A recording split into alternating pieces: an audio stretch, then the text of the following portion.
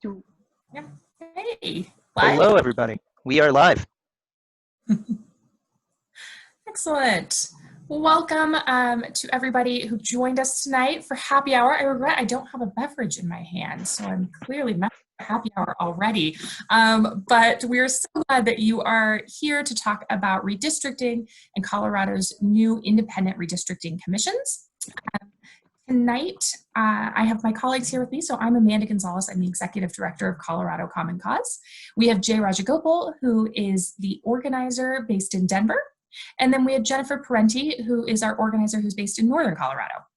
So thank you both for joining me tonight, and thank you everybody who is already signed on.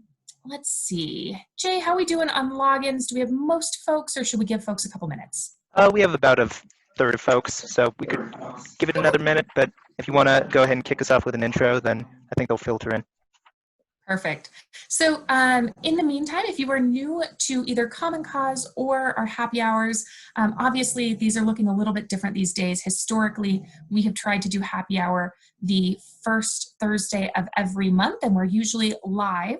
That's in addition to the events that we do in Northern Colorado. And we've switched to virtual for the time being, which is nice because nobody has to go anywhere, which is great. If you are new to the platform, this is a Zoom webinar, which means not everybody will be able to speak, but the Q&A at the bottom of your screen is open and operable. So at any time, if you have any questions about something we're saying or you're experiencing any kind of technical difficulty, feel free to pop that in the chat. Pop it in the Q&A if you have questions, and the chat if you just want to contribute to the conversation. We will be taking a look at that Q&A throughout the evening, and we'll try and address the questions as we go. Anything we don't get to, hopefully we should have some time at the end of the presentation to talk through any questions you may have. So again, feel free to pop those in. So without further ado, I guess I will go ahead and just begin chatting about Common Cause. I think those are the housekeeping items. So I'm glad you're here and looking forward to reading your chat and your questions. So for anybody who is new to Common Cause, we are a nonpartisan, nonprofit organization. We've been in Colorado since 1971, and we just fundamentally believe that our democracy would be better if every single one of us participated. And so tonight we're going to be talking about one of the parts of our democracy that absolutely everybody should be participating in, which is the census. I know that the meat of the conversation is going to be what Jay talks about. So I'm going to start with a big picture overview. Jennifer is going to talk about our work on the census, and then Jay is going to talk about the application process for these independent redistricting commissions. So I apologize if I move a little bit quickly. I just want to make sure that we're leaving enough time at the end for Jay to get to the meat of things and for your questions. I do also want to remind you that we are a membership-based organization. We have roughly 22,000 members throughout Colorado, and our work is absolutely member-supported. So if you aren't already a member, I encourage you to become one by going to coloradocommoncause.org. And we always appreciate any support that you can lend to our organization so that we can keep doing important outreach like we're doing tonight. All right, so I'm starting with Redistricting 101 just because I know that everybody comes to this from different perspectives and points of view. I'm sure that we have some redistricting experts on the line, maybe some folks that were involved in the process 10 or 20 years ago. So I know that we have some experts that are joining us tonight. I just want to make sure that we are getting everybody to a place where we can have all the same conversations. So Redistricting 101, we do this every 10 years, and this is the process by which we redraw the districts for our congressional representatives and for the folks who represent us at the State House here in Denver. The congressional process is obviously congressional redistricting, and we'll be referring to that state process as legislative redistricting tonight. Now, how do we get to that point? The first part of this process is actually the census. So that's why we'll be talking about the census a little bit tonight. We can't have an accurate redistricting process unless the census is accurate.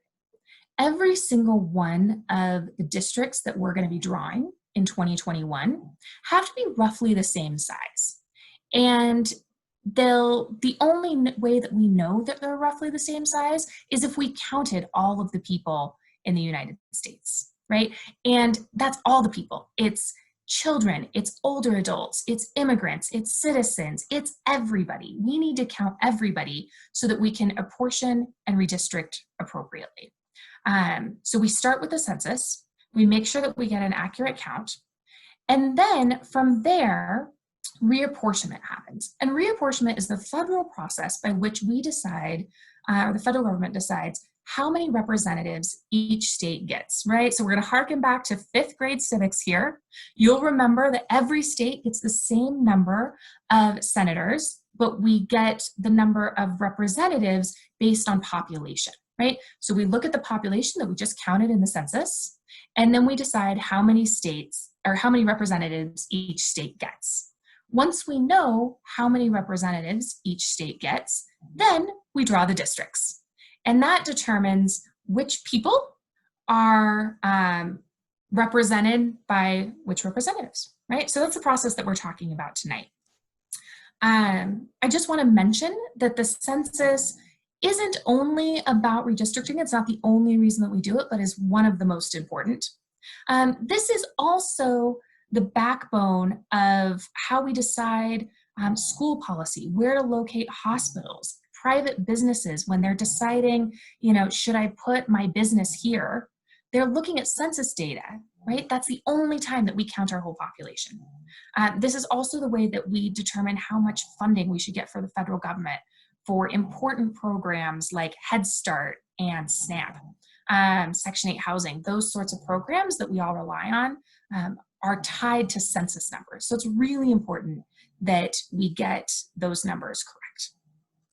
And Jen is going to be talking a little bit more about the census work. You may have heard about some recent changes that the federal government has announced and what we can do to continue to ensure a complete and accurate count. So once we've done the census, our next step is reapportionment. And I just tossed this up. This data, these are estimates from 2018, so they might have wiggled a little bit since then. But, there are some states that are slated to lose the number of representatives they have in Congress, and there's some, like Colorado, that are slated to gain representation. Again, that's only if we have an accurate and complete count. And the reason that Colorado is expected to gain a representative is because we have more people than we did the last time we did a census, which was in 2010, right? If you've driven anywhere on I-25 in the last 7 to 10 years, you know that there's a lot more people here than there were then. And so our representation at the federal level should reflect that. Okay, so we're going to be talking a lot tonight about how we draw the lines. And if you had brothers and sisters, I had a little brother. If you grew up with brothers and sisters, you know about line drawing. You might not know it, right? But if your mom ever my mom used to make a sandwich, right? We'd be splitting it. And she'd say, all right, Brandon is going to get to pick which half of the sandwich he gets, but Amanda gets to do the cutting, right? And that was the way that she kept it fair on who got the peanut butter and jelly, right? Because even as a little kid, you knew that you could rig systems if you had the power, right? And so what Common Cause and a number of our partner organizations are interested in is fair maps, right? We want to end gerrymandering. We want districts that represent the people that are in them and are fair. And so on this slide, this is just a really great example from the Washington Post. I think it illustrates it really well, that you have an example where you have 60% blue squares, 40% red squares, and you can draw these lines in really funky ways that are either going to be fair representation, which is what you see in example 1, right? Where, the majority of the districts are blue, but the majority of the people are blue. And red folks still get to have a voice in the process, right? And then you've got these other 2 examples that are pretty unfair and that are going to limit the voices of those little red or blue squares. And that's what we're trying to avoid, and that's what we're talking about tonight. All right, so why do we care about an accurate count, and how does that affect redistricting, right? So I mentioned earlier that all of these districts have to be roughly the same size. That is, of course, according to census numbers. And so if we have an undercount, especially if we have an undercount among a specific population or specific neighborhoods, those districts are going to look like they are the same size on paper, when in actuality, one district is significantly larger or smaller than the other. And if the district that I live in is significantly larger than the district that Jay lives in, it means my voice is actually diluted, right? Because there are more people in my district with the same number of representatives, either at the State House in Denver or at our Capitol in DC. And so that's what I'm illustrating here, that without an undercount, the district without an undercount actually has 10 little X's in it. The district with an undercount has 15. And so those voices are diluted, and we really don't want that to happen. All right, so we've heard in the news, right, that President Trump is interested in changing the way we do reapportionment, right? He essentially has proposed or said he's going to erase immigrants from reapportionment from the census count, right? And that would take away their political representation. And keep in mind that our representatives, whether we're talking about at the state level or the federal level, are absolutely supposed to represent everyone in their district. Whether you voted for that person or not, they're supposed to represent your interest, right? Whether, we have lots of kiddos in districts, and representatives are supposed to represent the interest of those children. They're supposed to advocate for, good school policies. Those kids aren't old enough to vote, but they still have their interests represented. And that's the way it's supposed to be. It's supposed to be everyone. Nobody is 3/5 of a person anymore. Everybody matters. And we think that Trump's proposal, to be a little bit generous there, is facially unconstitutional. And so Common Cause actually filed a suit late last month challenging this, right? So stating that this is facially unconstitutional and that reapportionment should continue to happen based on total population, not some subset of people that the administration thinks matters more than other people, because we absolutely all deserve the same voice in our communities.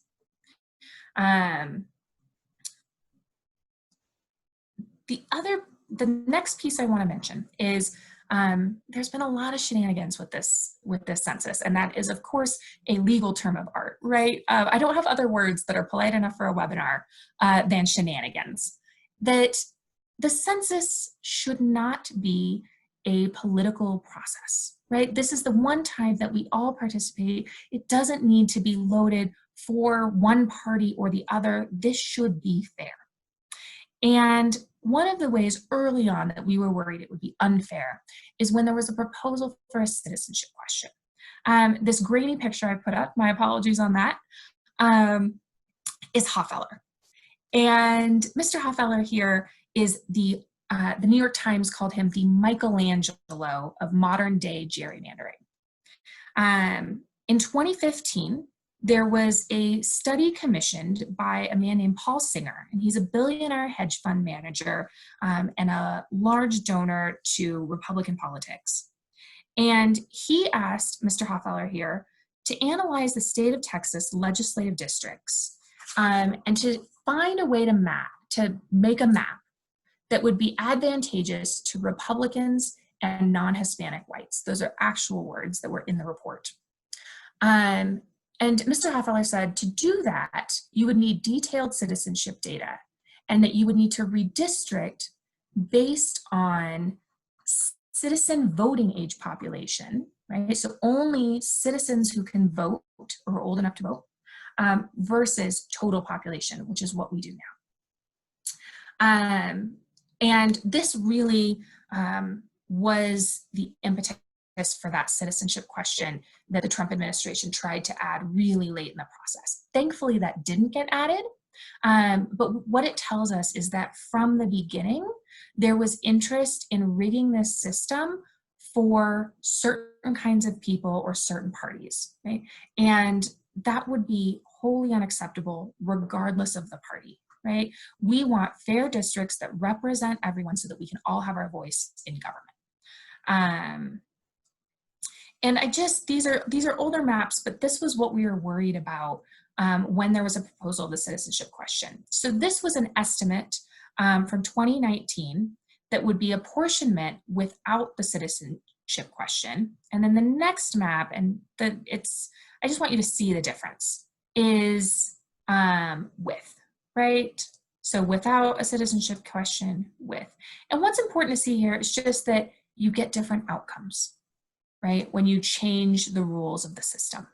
And we don't want these outcomes to be determined by what political party is in charge or that any party is gaming a system. So Common Cause actually was the plaintiff in Common Cause v. Rucho, which was a Supreme Court case that reached the court last year. And we were trying to have the court say that political gerrymandering was unconstitutional. We believe that it is. Unfortunately, the Supreme Court didn't agree with us. And so they did not say that political gerrymandering was unconstitutional. The silver lining is they said that if states want to not have political gerrymandering, they should put it in their constitutions. And they held up Colorado as an example of one of the states that had done that. So of course we had passed Amendments Y and Z in 2018, which created independent redistricting commissions in a hope that this process would be truly independent, that we would have normal Coloradans that cared about their community, that cared about fairness, choosing which politicians or what the district should look like. And that way we didn't have politicians choosing what those districts should look like. And so we're going to talk a little bit more about that here. But first I want to talk about, just because there's been so many changes in the media about the census. I'm going to let Jen talk a little bit about the work that Common Cause and our members have done on the census and the work that we still have the opportunity to do. Hi, everybody. So I'm going to talk about what we've been doing specifically here in Colorado to help promote the census and some of the results of that work. So we kicked off our census campaign in March with something that we called the I Count campaign. And the idea with I Count was we had a kickoff party on the 12th of March, and we were going to follow it with a number of community events. I know some of you had signed up to help us at those events. We had events in Greeley and Longmont, that we were going to use this same branding, this same hashtag to help promote the census throughout the state. Unfortunately, most of you probably realized the significance of the 12th of March, which I think was the day before the coronavirus lockdown went into effect here in Colorado. So, but we were able to get our kickoff party. It was quite successful given both the weather and the coronavirus climate at the time. Mayor Hancock from the city of Denver came. It was the same day as the households in Colorado received their census forms. And I think everybody had a really good time. So we thank everybody on the call that was able to attend that. But like I said, we had to adapt to our changing environment and think about a new approach for census. So Jay or Amanda, if you could flip to the next slide. So what we had to do was adapt our census strategy. And so instead of emphasizing events and community-based outreach, we went to postcards, which are still a very effective form of organizing, but allowed all of our volunteers to participate from the safety of their own homes. And what we did is we actually created kind of a distributed network of drop-off and pickup slots around the state. We were mailing postcards to volunteers, and from April all the way through the end of June, we were working with a very strong network of member volunteers and volunteers from allied organizations across the state. I think at one point we had 150 people writing postcards at the same time.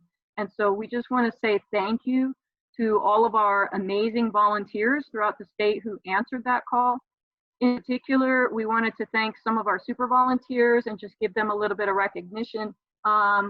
Janet and Suzanne in Fort Collins, Kathy in Longmont, Ashley in Loveland, Joanne Shelby from Boulder County, Lisa from Lakewood, Van from Littleton, Helen from Denver, and Janine from Greeley. We thank all of you. You went above and beyond, and we really appreciated the time and effort that you put into that. If you go to the next slide, you can see some of the results of that outreach. All told, our 150 volunteers wrote 34,000 postcards. That's a significant number, right? Yes. We were able to reach 25 counties across Colorado. We targeted specifically the hard to count communities in the state. And this is a term that's used by census professionals, and it's those communities that have always been hardest to reach. Families living in poverty, families with English language difficulties, families with young children, which is interesting. Children under the age of 5 often undercounted, university students living in off-campus housing. So these are the communities that we were trying to target. And altogether, we were able to reach almost 7.5% of that hard to count population in the state, which doesn't necessarily seem like a big number, but when you think about 150 people coming together to be able to do that, and we're only one of many organizations doing census outreach, that's a huge return. And I think that everybody who's involved in that should feel proud. We also were able to reach 80% of the most at-risk census tracts. So looking at that historical data, what are those communities that were most at risk? And we hit 80% of them across the state. And just to give you an example of some of the return that we saw on that, Grover, Colorado, which is a real small town up in Weld County, even through late May, was at about 16% for a census response, which is extremely low for 2.5 months. We hit them, thanks to a lot of our volunteers in Larimer County, we hit them hard with postcards. In mid-June, we reached half of the households in Grover, and within 2 weeks, a third of them had responded. So they were up to 50%, which is pretty incredible. We had a similar return in Carbon Valley, where again, late May, only about a third of the families had responded to the census. We hit them thanks to our volunteers in Longmont. We reached over a third of the households in Carbon Valley, and within that 2-week period, the response rate doubled. So again, a significant return. And we saw the same rate of return in the town of Romeo. So we did try to hit all different regions of the state, communities along the Front Range, Western Slope, the Eastern Plains. You can see it on the map. So we thank everybody, for their contributions to that. But that being said, with the next slide, it's not too late to get involved. There are additional opportunities. We have postcards that have been printed out that can be used by businesses. Excuse me. We have postcards that have been printed out that can be used by businesses. Thank you, Amanda. These are actually out at all the dispensaries in the state, thanks to some contacts that Amanda has. You can put them at your local business, or if you're having a community event, we can provide those. They also have the benefit of having register to vote information on the backside, so you hit census and get out the vote at the same time. We have partners that are doing periodic text banking events. So if you are interested in text banking for census outreach, contact us and we'll put you on the list. And then when we hear of those opportunities, we'll contact you. And we also have our postcards that we were sending out before. We have about 1,000 of these left. So if there are any people who are interested in continuing to do census postcard writing, we can certainly arrange that over the next few weeks. Most importantly, what we want to do is try to combat the effort to shorten the census enumeration timeline by really doubling down on our outreach efforts. And we do think that these are effective. Of course, you can also always share social media posts and so forth related to the census.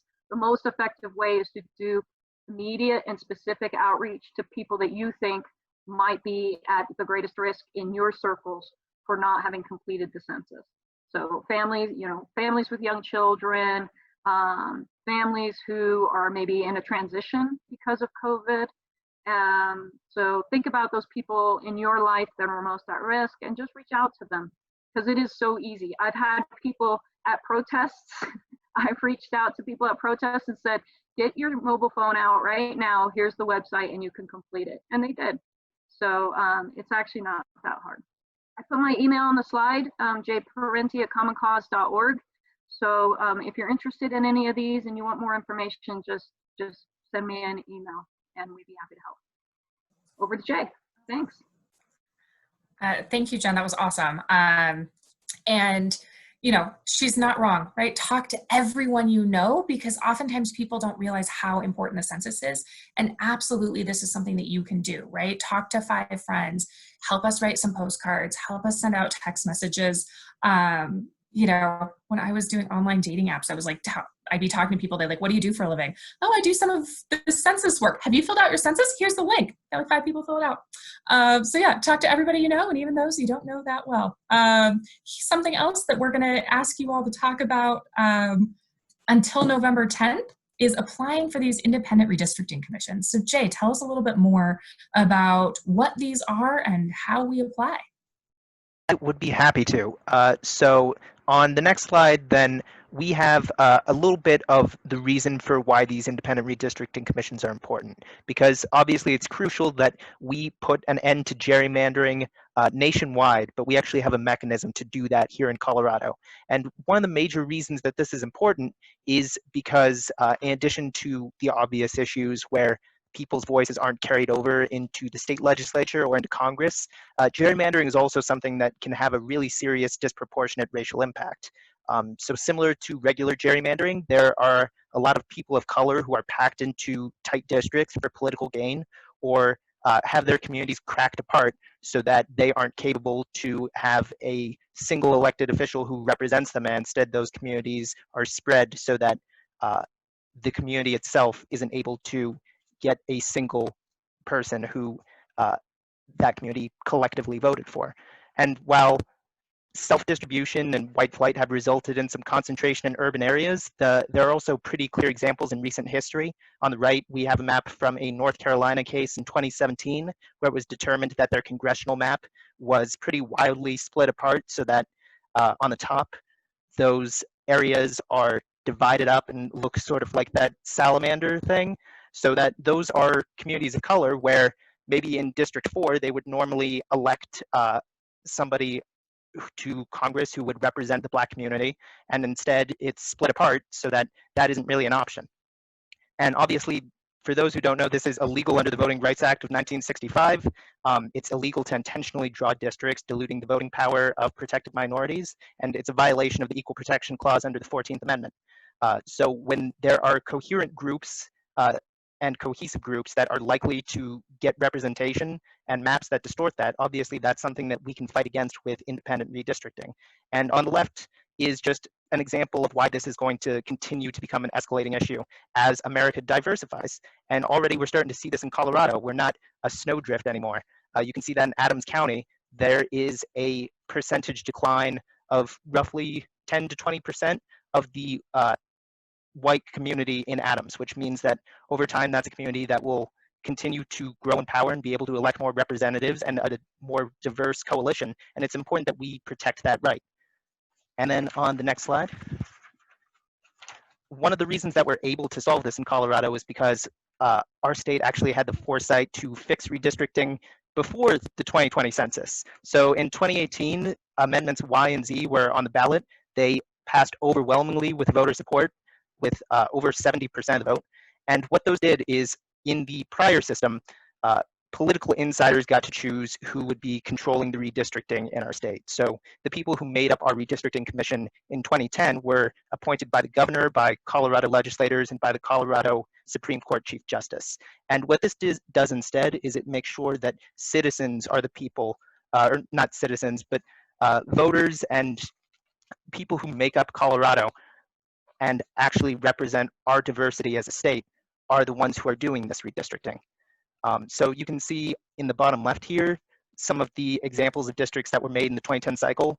In that particular cycle, Hickenlooper was governor, a Democrat, and the Democrats had control of some of the state legislature, so it's a map that tended to lean more Democratic. But what that system does is it leaves us open to the vulnerability that any political party that happens to be in control once a decade can set the maps that everybody will be using for the following decade.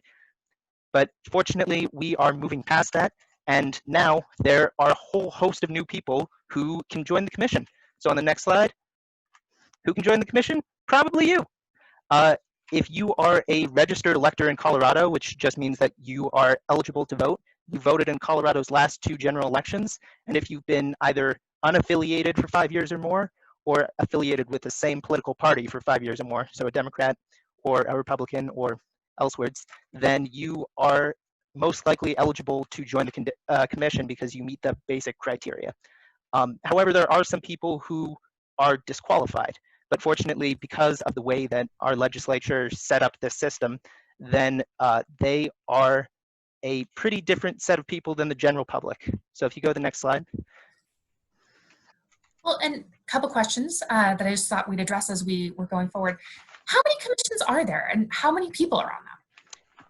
There are 2 commissions. Good question. Amendment Y established a commission for the state legislature, and Amendment Z established one for the congressional for Congress, meaning that our maps are drawn separately by Congress for Congress and for the state legislature. So we have 12 commissioners on each commission for a total of 24, and both of those are going to be recruiting over the next couple of months.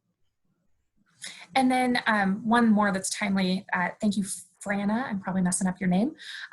She wants to know, does she have to be registered for the same party for the last 5 years? So if I'm a Republican, do I have to have been a Republican for the last 5 years in order to be eligible? Is that what this says? That is pretty much what this says. So for example, I recently changed my party affiliation and became unaffiliated. So because I have changed my affiliation within the last 5 years, then I'm actually not technically eligible to join the commission. So woe is me. But and so tell me. Just addressing the other part of Fran's question that I saw in the chat there, if you've lived elsewhere in the last 5 years, maybe you just moved to Colorado, that would also be an example of somebody who is unfortunately not eligible. But this is still a much broader criteria than we previously had. And that's actually, it's a great nuanced question there. It's one of the ones that we're hoping that the legislative staff the nonpartisan legislative staff who's overseeing the process will clarify when the applications are finalized, because I think a lot of people will wonder about exactly how that works. All right, so tell us more about why else would I not be eligible? Well, Amanda, you would not be eligible if you are basically deeply involved with the system that you're trying to create. So if you're a congressional candidate, you don't get to run in 2018 and then decide, oh, I don't like the map that I was in, and then apply to the commission to redraw it in 2020. So folks who have been candidates to the for Congress can't apply to the Congressional Commission, and the same for General Assembly candidates applying to the Legislative Commission.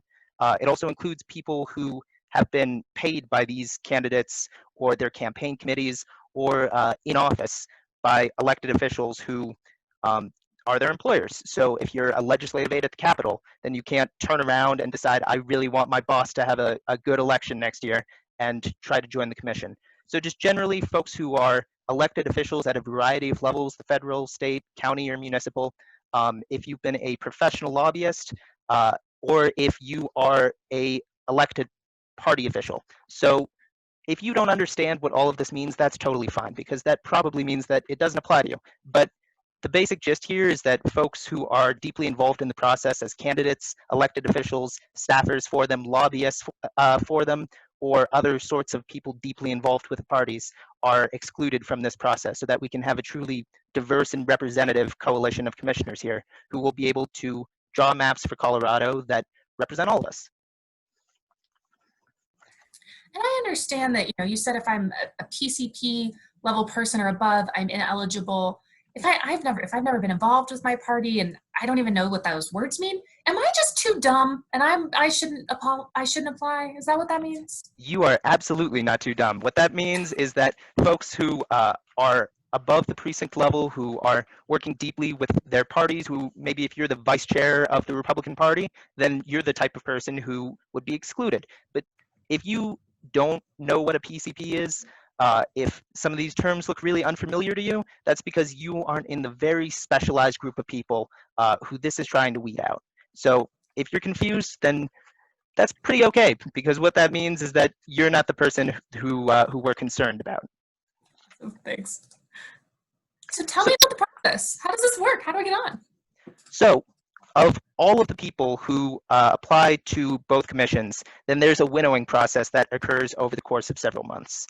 Applications open on August 10th, so next Monday, and then they close on November 10th in a couple of months, and right after the election, which may be important to note.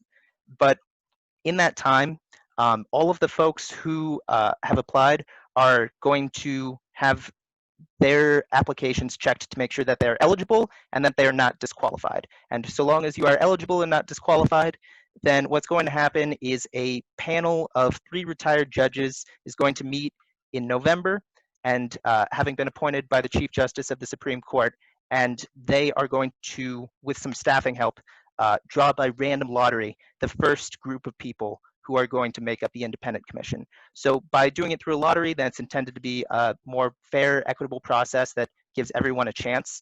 And those people are going to be randomly chosen. So 300 Democrats, 450 unaffiliateds, 300 Republicans.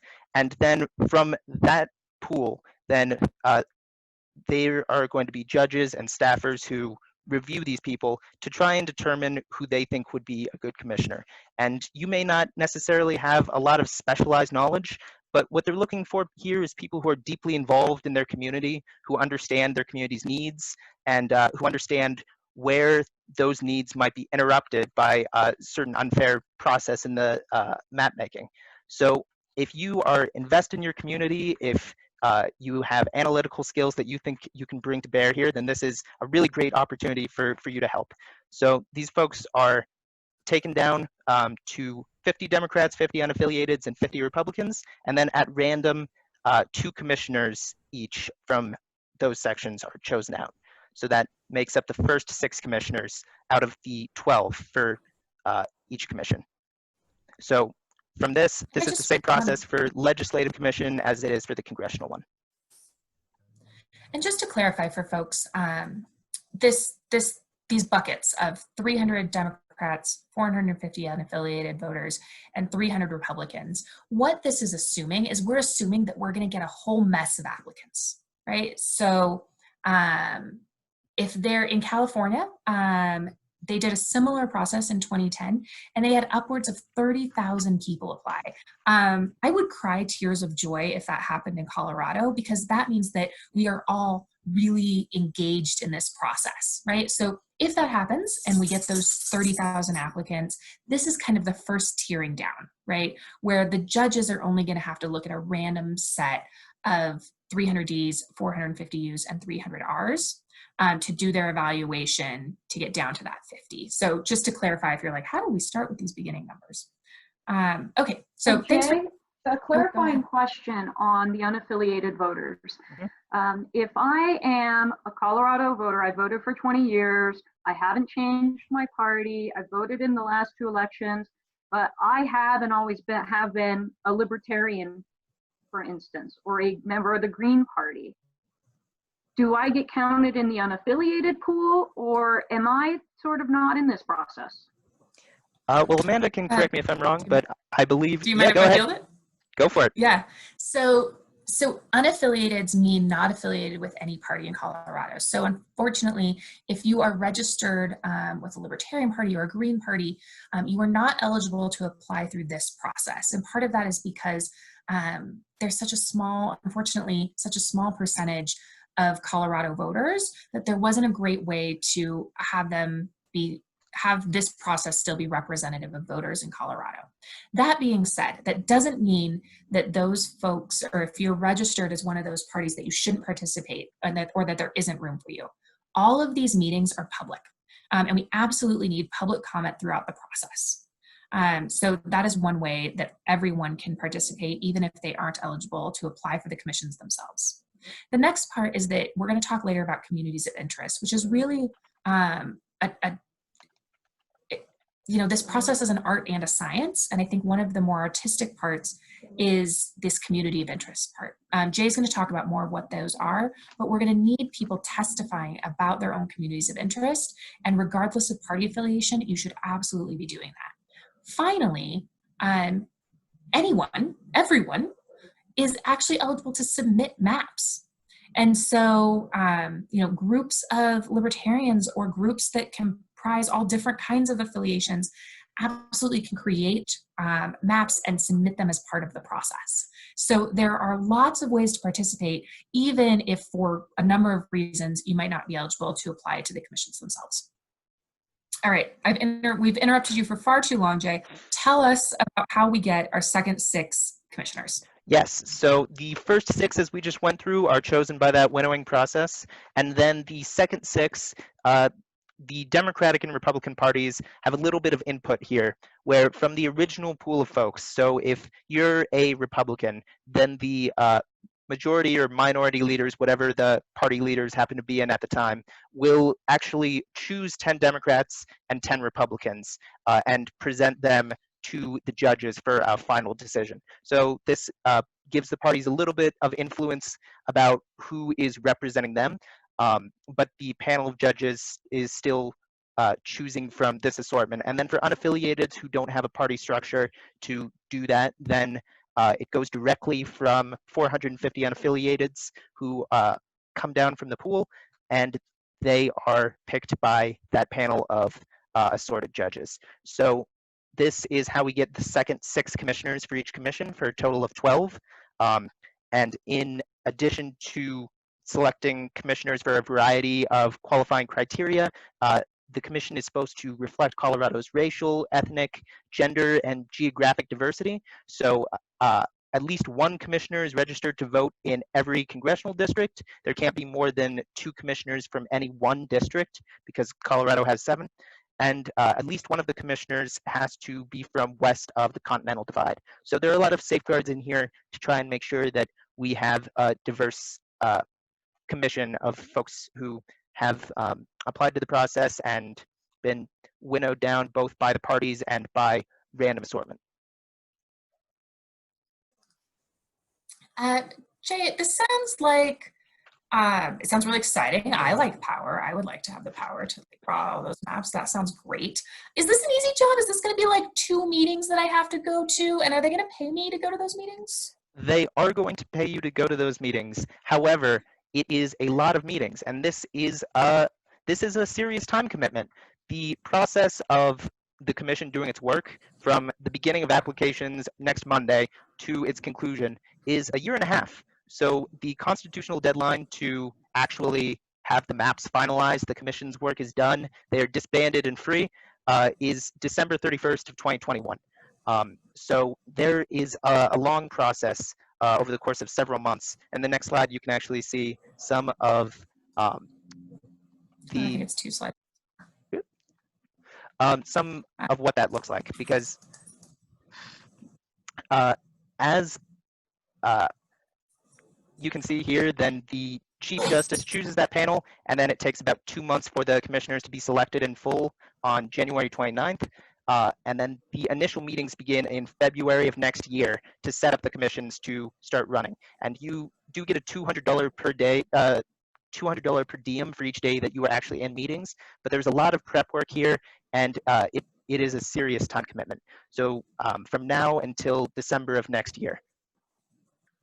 And just one more plug for anybody who maybe can't make all these meetings and are saying, hey, this sounds like a pretty serious commitment that might not fit in with my life. The commission is required to have at least 3 public meetings in each congressional district. And so while that does lead to an increased time commitment for commissioners themselves, it means that all of us who aren't on the commission are going to be able to still participate in the process.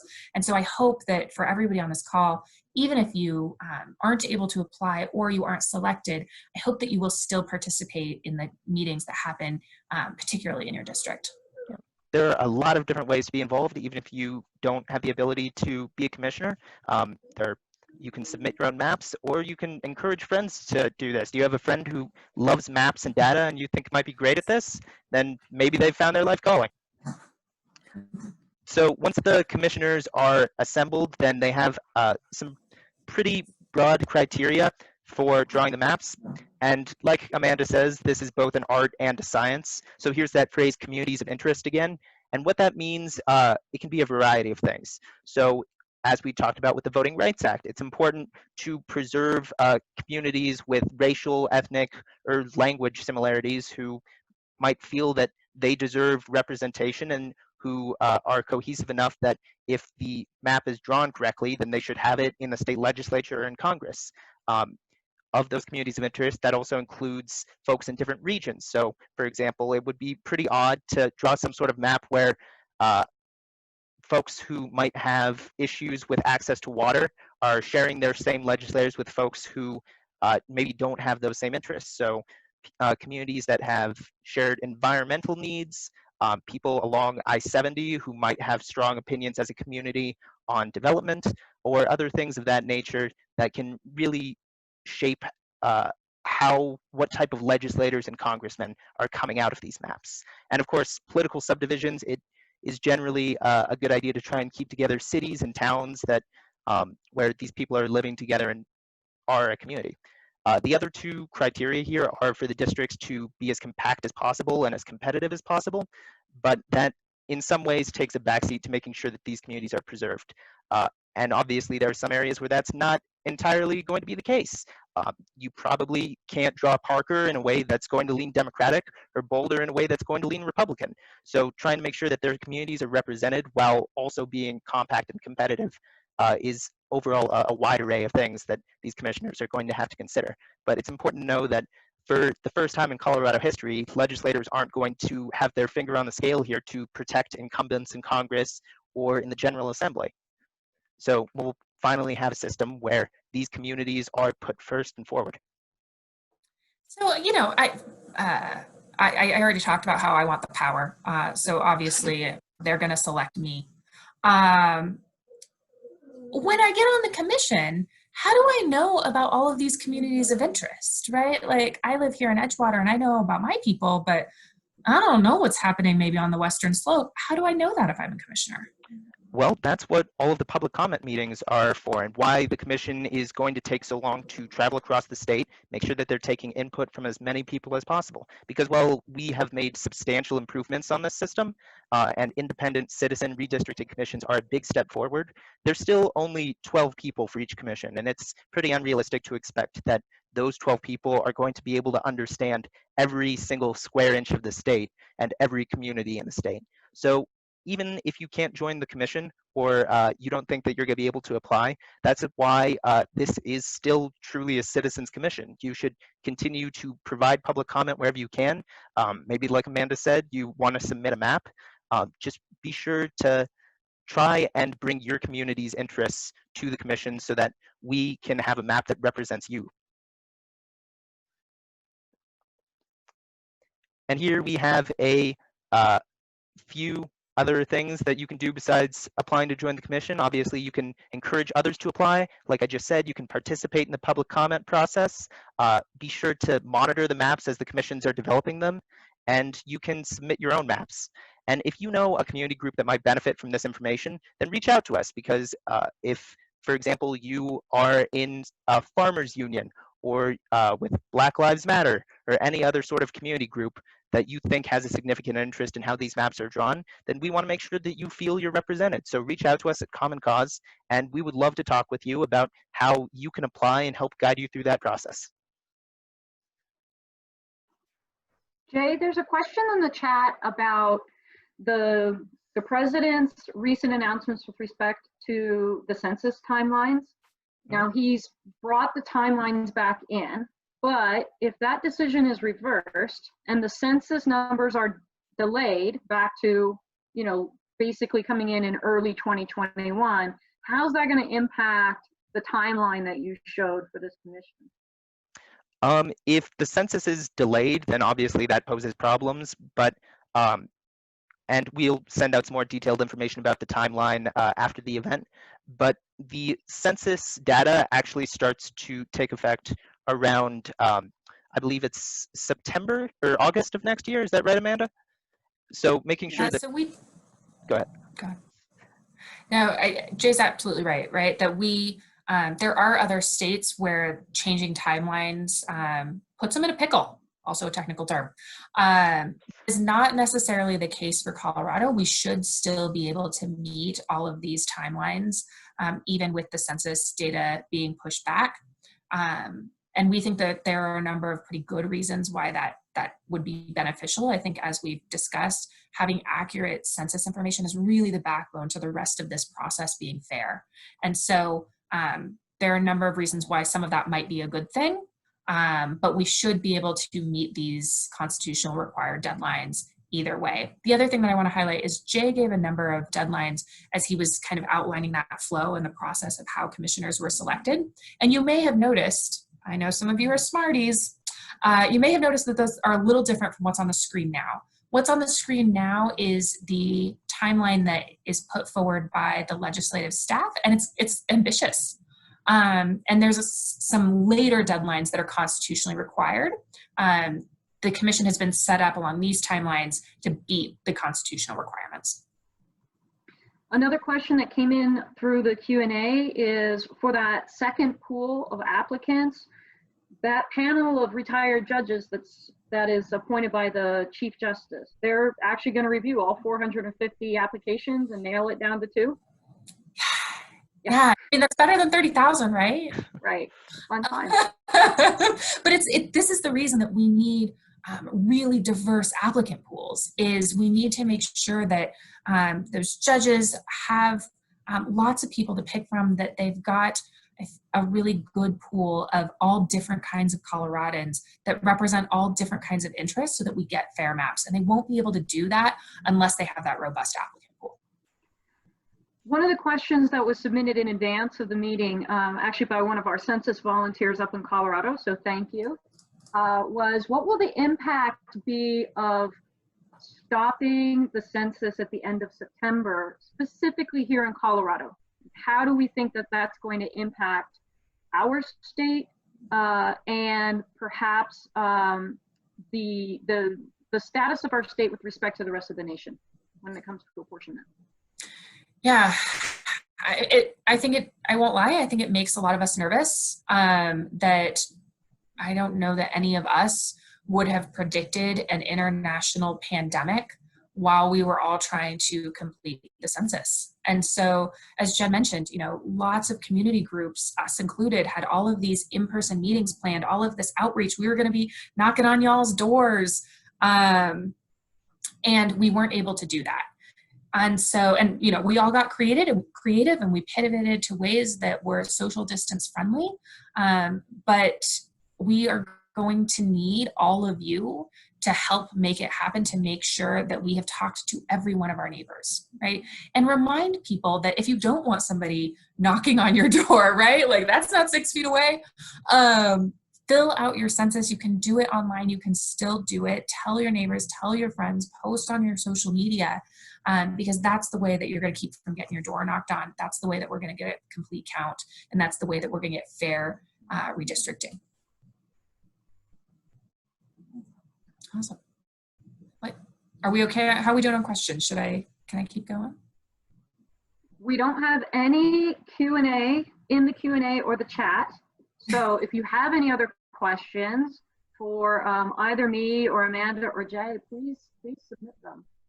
Yeah. And so while people are getting their final questions in, I'm so impressed because this masterful team, thank you, Jennifer and Jay, for doing the outreach for this event and for putting together the content. You all are both amazing. And we wrapped the content with 2 minutes to spare.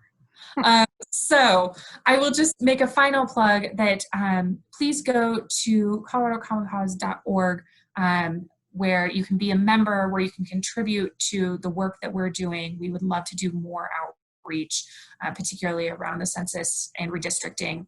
So I hope that you will continue contributing. You have all of our contact information up on your screen right now. If you are part of a community group, if you are part of a Lions Club, a Black Lives Matter group, a student group, we would love to talk to you both about the census and redistricting. We have a number of partner organizations that we're working with. That includes the Colorado Civic Engagement Roundtable and All on the Line. And we will be doing workshops. So if you're not sure how to fill out that application, come talk to us. Come talk to some of our partners, and we want to help you do that.